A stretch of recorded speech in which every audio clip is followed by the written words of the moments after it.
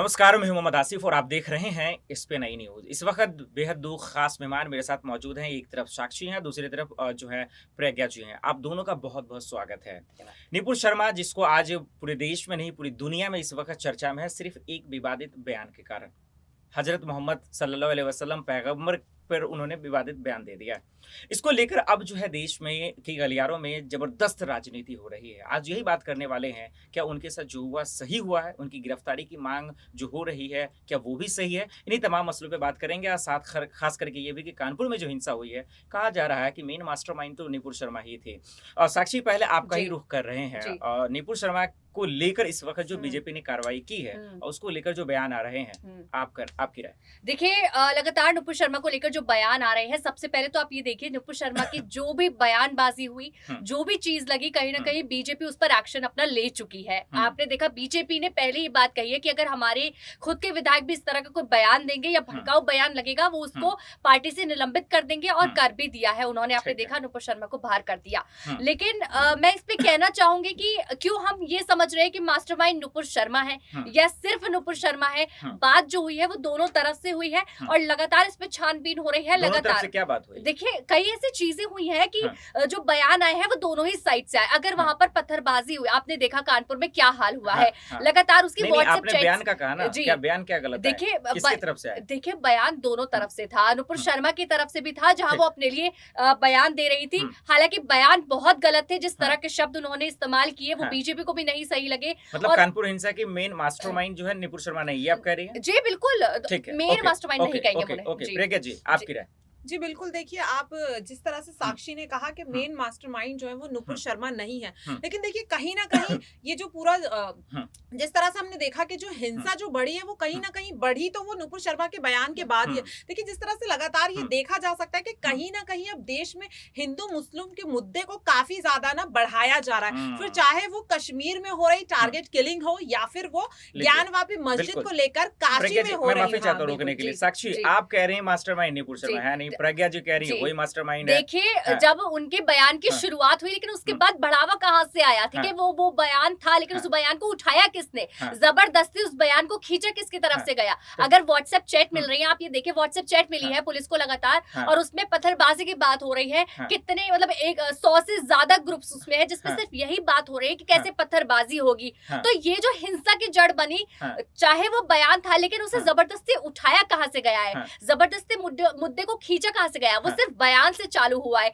ऐसा नहीं है कि बयान में मतलब आप ये कह रहे हैं कि मास्टरमाइंड वो निपुण शर्मा नहीं है? नहीं है, सीधा वो नहीं है। प्रज्ञा जी, इनको क्यों लग रहा है कि सिर्फ आपको ही क्यों लग रहा है? मास्टरमाइंड तो जफर साहब भी हैं, उनको भी गिरफ्तारी हुई है। जब भी जिस तरह से अभी साक्षी का, मैं साक्षी को यहाँ पर बताना चाहूंगी, उन्होंने जैसे कहा कि जब भी कोई बयान होता है वो दो तरफा होता है, एक तरफा नहीं होता। लेकिन देखिए, किसी भी बयान की या फिर किसी भी जो हिंसा है उसकी शुरुआत किसी पहले पक्ष की तरफ से की जाती है। ऐसा नहीं है कि दोनों पक्षों ने एक साथ एक हिंसा की या फिर एक बयान की शुरुआत कर दी। तो कहीं ना कहीं देखा जा सकता है कि जो बयान की शुरुआत है वो नुपुर शर्मा की तरफ से ही की गई है। अब अगर आप किसी पर वार करेंगे तो सामने वाला पलटवार तो करेगा ही। तो जब सामने वाला पलटवार कर रहा है तो फिर आप ये क्यों कह रहे हैं कि भाई तुम मुझ पर वार कर रहे हो? आप अपना वार तो बता नहीं रहे कि निपुण शर्मा की गिरफ्तारी होनी चाहिए? नहीं, देखिए, अगर उनके जैसे उनके बयान पर उन्हें पार्टी से निलंबित कर दिया गया है, 6 साल के लिए बाहर हो गए, अगर उनके बयान की वजह से और कुछ ज्यादा ये चीजें या मुद्दा बढ़ जाता है और ज्यादा कुछ चीजें हो जाती हैं हादसे जैसी, तो हाँ, तब गिरफ्तारी होनी चाहिए। लेकिन उससे पहले छानबीन और ज्यादा होनी चाहिए। आपको बताए कि गिरफ्तारी होनी चाहिए या नहीं? देखिए, गिरफ्तारी सिर्फ तभी होगी लगातार इस पर जब कई खुलासे होंगे, और हो भी रहे हैं। आप पहले इस चीज पर दावा नहीं कर सकते। आप डिफेंड कर रहे हैं कि गिरफ्तारी नहीं होनी चाहिए, ओवैसी खुलकर बोल रहे हैं। जी देखिए, जिस तरह से साक्षी कह रही है कि गिरफ्तारी नहीं होनी चाहिए, देखिए मैं भी ये नहीं कहूंगी सीधी तरह से कि गिरफ्तारी होनी चाहिए या नहीं होनी चाहिए। लेकिन मैं इसमें आपको एक बात याद दिलाना चाहूंगी, जिस तरह से जब हमने देखा था कि जब किसान आंदोलन चल रहा था और जिस तरह से लखीमपुर खीरी में हिंसा हुई, उसमें हमने क्या देखा कि जब भारतीय जनता पार्टी के एक नेता के बेटे ने 4 किसानों पे, और जिसमें के एक पत्रकार भी शामिल था, और उसे जब कुचल दिया गया, तो देखिए सबसे पहले क्या हुआ, किस तरह से हमने देखा कि पहले उनके बेटे की जिस तरह से जब फोटो जी हाँ, आशीष मिश्र की जब फुटेज सामने आई थी उसके आधार पर पुलिस ने तुरंत कार्रवाई की थी और तुरंत उन्हें पेश भी किया गया था।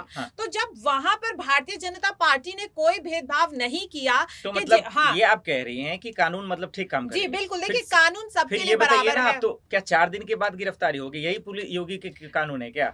4 दिन के बाद उनको गिरफ्तार किया गया था? जी नहीं, 4 दिन के बाद बात वो नहीं है। मेरा कहने का मतलब ये है कि जिस तरह से जब उस केस में जब गिरफ्तारी की गई तो वहां पर भी मंत्री के इस्तीफे की बात की जा रही थी, तो वहां पर भारतीय जनता पार्टी, हाँ बिल्कुल, भारतीय जनता पार्टी ने क्या कहा, उनके पिता ने ये भी कहा था, अजय मिश्रा ने ये भी कहा था कि अगर मेरा बेटे शामिल अगर होने का जिक्र हो जाए तो फिर मैं बर्खास्ती दे दूंगा। तो आज तो हो गया, आज तो कोर्ट ने भी दे दिया, आज तो गिरफ्तारी भी हो गई। देखिए वही एसआईटी की टीम ने भी दे दिया रिपोर्ट। जी, मैं अब यहाँ पर आपको फर्क समझाती हूँ। देखिए, अगर हम बात करें अजय मिश्र टेना की, तो उनकी क्या कुछ जगह है उत्तर प्रदेश में, वो किसी से नहीं छुपी। देखिए, वो वहाँ के केंद्रीय राज्य मंत्री हैं। तो इसका मतलब क्या गुनाह करेंगे क्या? बात गुनाह की नहीं है, बात ये है कि नुपुर शर्मा जो है वो सिर्फ एक नेता है, और जो अजय मिश्र, माफ कीजिएगा, जो अजय मिश्र है, अजय टेनी मिश्र, वो एक केंद्रीय मंत्री है। हाँ बिल्कुल। तो जो पार्टी है वो कहीं ना कहीं भेदभाव तो किया है। मैं साक्षी, सवाल कानून को लेके हो रहा है ना। आप जब कानून की एक तरफ दुहाई देते हैं कि आपके कानून बहुत शानदार है, फिर लेट क्यों करते हैं? नुपुर शर्मा, अगर 1 मिनट, नुपुर शर्मा विवादित बयान देती है, आप उनको गिरफ्तारी कीजिए ना। कानपुर में एक तरफा कार्रवाई क्यों कर रहे हैं? सिर्फ मुसलमानों को गिरफ्तार क्यों कर रहे हैं आप? जी देखिए, आप ये देखिए कि क्या आपको ये वाला निर्णय नहीं दिखाई दिया कि उनको पार्टी से हटा दिया गया? क्यों उस पर लगातार जो दूसरी पार्टियां हैं, 10 दिन के बाद आपने हटाया, क्या चमत्कार कर दिया? इसी में मैं कहना चाहूंगी, जैसा आपने कहा साक्षी कि उनको सस्पेंड कर दिया गया, लेकिन सस्पेंड करने के लिए वक्त कितना लिया भारतीय जनता पार्टी ने? जिस तरह से कानपुर में हिंसा हुई, अगर पहले ही कुछ कार्रवाई की जाती तो शायद कानपुर में जो हमने देखा वो नहीं देखने को मिलता। देखिए, जब वो मुद्दा थोड़ा ज्यादा बढ़ गया, जब उसमें ये लगा कि हाँ नुपुर शर्मा की ज्यादा गलती थी। देखिए, बहुत सारी चीजें होती है, आप एकदम किसी के भी खिलाफ इतना बड़ा एक्शन नहीं ले सकते। तो कहीं ना कहीं देखा जा रहा है कि भारतीय जनता पार्टी कुछ होने का पहले वेट करती है कि पहले कुछ होगा और फिर हम कार्रवाई करेंगे। लेकिन अब आप एक बात बताइए, चलिए भारतीय जनता पार्टी ने अपने विधायक के लिए इस तरह का निर्णय तो ले लिया, लेकिन बाकी और जो पार्टियां होती हैं, और सरकार की मैं बात करूंगी, कभी उनकी सरकार में इस तरह का कोई हादसा या कुछ हो जाए, या खुद के विधायक को लेकर हो जाए, क्या वो कभी एक्शन लेते हैं? आखिरी सवाल, तमाम विपक्ष जो है सिर्फ इस बात को लेकर इस वक्त जो है बीजेपी पे हमला कर रही है कि उनकी गिरफ्तारी हो। आपके हिसाब से क्या होगी गिरफ्तारी? ये नहीं, ये बताइए। देखिए, गिरफ्तारी होगी अगर नुपुर शर्मा की। ठीक है प्रियंका जी, आपके हिसाब से क्या गिरफ्तारी होगी या नहीं? जी देखिए, मुझे ऐसा लगता है कि बिल्कुल गिरफ्तारी होनी चाहिए, क्योंकि जिस तरह से जैसा इन्होंने कहा कि उन्हें सस्पेंड कर दिया गया कल, लेकिन आज तो फिर से आगरा में आगजनी हुई है, वहां पर जो दंगे हुए, जिस तरह से एक छोटी सी बात को लेकर एक रिक्शे वाला एक पक्ष से भिड़ गया। क्यों? क्योंकि जिस तरह से हमारे सामने एक उदाहरण पेश होता है कि देखिए, हिंदू मुस्लिम के मामले में भैया हम तो कुछ भी बोलेंगे क्योंकि हम हिंदू हैं, एक्शन तो सिर्फ मुसलमानों के खिलाफ ही लिया जा रहा है। तो इस तरीके से एक रिक्शे वाला एक पूरे पक्ष से भिड़ गया, और क्या कुछ हमने देखा कि आगरा में पथराव हो गया और वहां पर धारा 144 लगानी पड़ी। तो देखिए, कहीं ना कहीं अगर इस तरीके से सस्पेंड होने के बाद भी अगर ऐसी घटनाएं होती है, तो कहीं ना कहीं भारतीय जनता पार्टी को इस पर सोचने की जरूरत है, और एक्शन लेने की जरूरत है। नहीं तो इस तरह की तस्वीरें हमारे हिंदुस्तान में देखने को